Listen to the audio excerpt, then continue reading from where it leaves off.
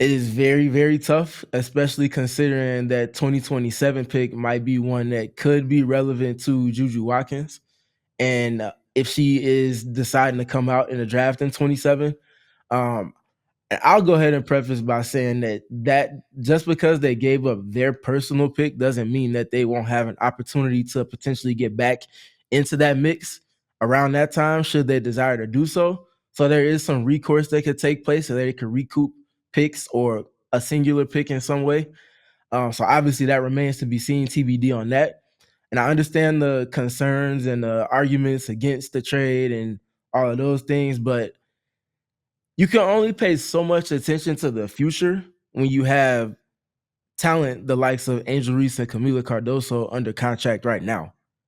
Like the right now is the most important part of it.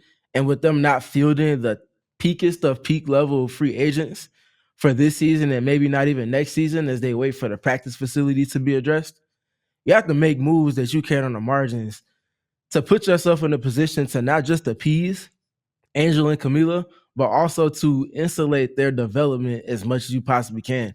And that means that putting players that they can win around, putting players around them that they can win with, and do so in a way that's going to help to continue to evolve that learning curve for them and get them to where they are or where they desire to be in terms of their potential as players in their second season. So that's my little 2 cents at the surface level, at least on that. But I will also say that being a corable contract in Ariel Atkins and getting her the way in which they did is also relevant because she's not a player that's going to be a one and done for them. Yeah.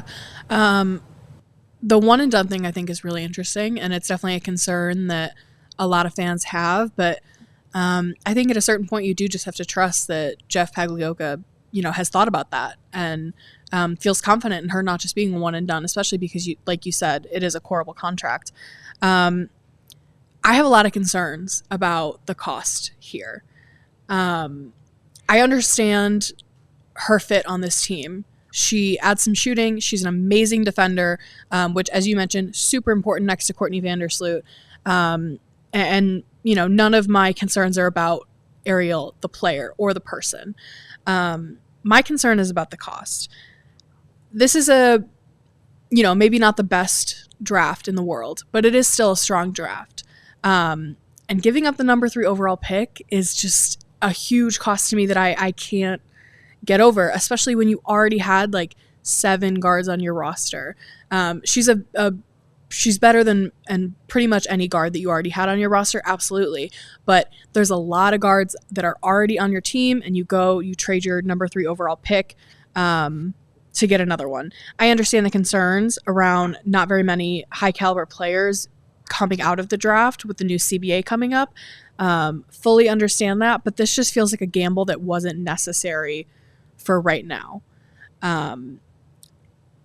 I think the success of this move is going to be fully dependent on who the Sky are able to sign in free agency next season, because this is a move that you're making to try to attract free agents.